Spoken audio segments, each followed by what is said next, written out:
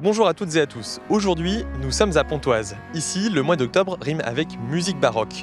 Depuis 35 ans, un festival est consacré à ce style de musique qui englobe celle du XVIIe et du XVIIIe siècle. On a rendez-vous avec le directeur du festival.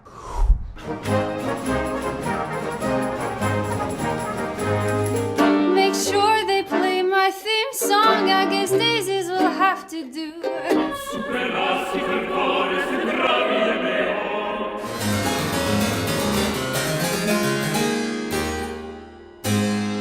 Pascal Bertin, bonjour. Bonjour. Alors le festival baroque de Pontoise a 35 ans cette année. Est-ce que vous comptez fêter ça? Non, on va pas faire quelque chose de spécifique. Nous, on a envie vraiment plutôt de se projeter sur l'avenir. On a été empêchés pendant de longs mois, malgré un petit retour pendant cet été. Pour nous, c'est vraiment un grand bonheur de retrouver notre public.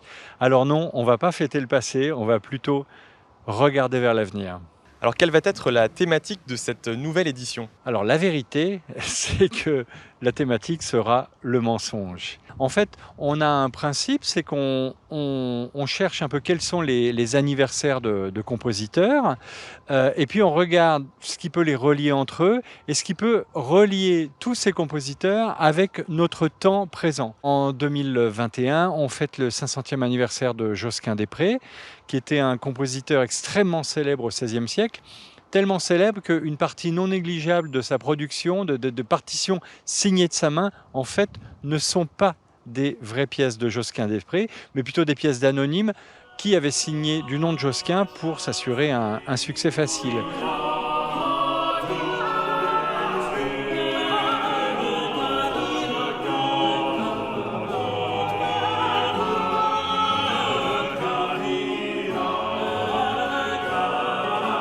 On fête le 350e anniversaire de Albinoni, qui est très célèbre pour un adagio qu'il n'a en fait pas écrit.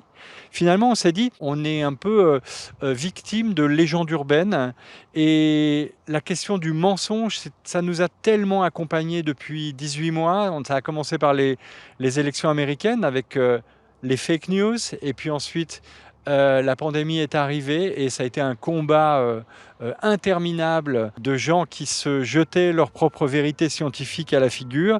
Et voilà, c'est certainement le mot qui a été le plus prononcé en 2020 et 2021. Bien, nous, on en a fait le thème de notre festival.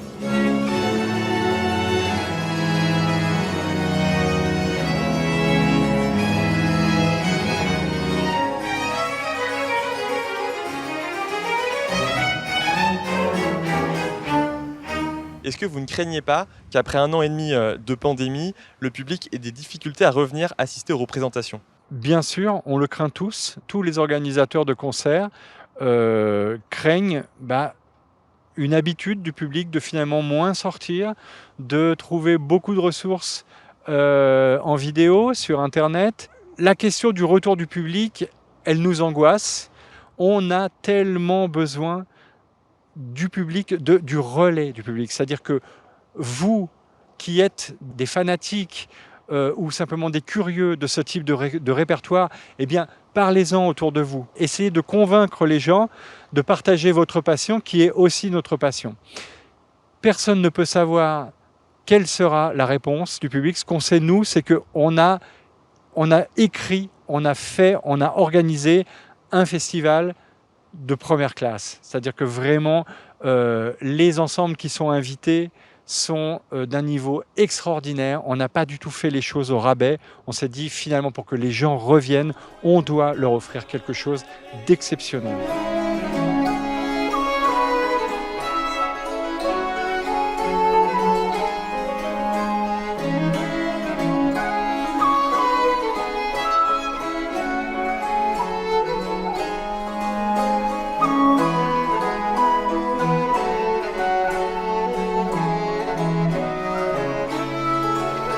Vous avez diffusé des concerts en streaming, c'est quelque chose que vous allez continuer à faire.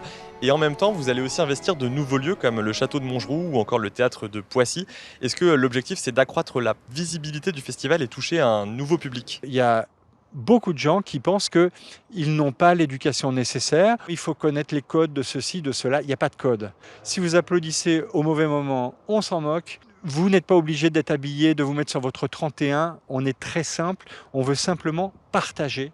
Ensuite, si ça vous plaît, vous reviendrez. Et si ça ne vous plaît pas, eh ben, vous ne reviendrez pas. Mais au moins, vous ne serez plus la victime de vos propres a priori. Alors, je vous le dis, nous aussi, on favorise des petites formes. Nos concerts sont en général de l'ordre de 1 h 15 à peu près. Il n'y a pas d'entracte.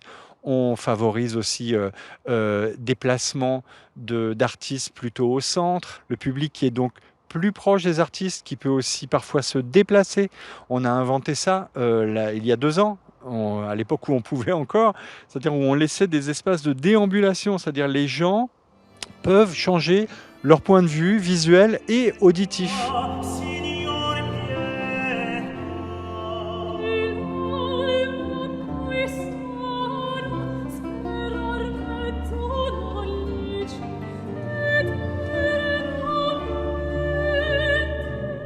On n'est pas du tout dans l'idée de ces codes du concert qui sont d'ailleurs totalement faux. Nos répertoires sont issus d'une époque où justement la musique était beaucoup plus populaire que maintenant. C'est le 19e siècle qui a instauré cette espèce de rapport distant entre l'artiste et le public. Ça, c'est un héritage du 19e siècle. Nous, la musique baroque, avant ça, à l'opéra en Italie, les gens s'invectivaient d'une loge à l'autre, les gens mangeaient, les gens à un moment fermaient les rideaux pour faire ce qu'ils avaient à faire, on ne veut pas savoir. La rue était beaucoup plus présente au concert qu'elle ne l'a été plus tard au 19e siècle. Pascal Bertin, merci et bon festival à vous. Merci beaucoup.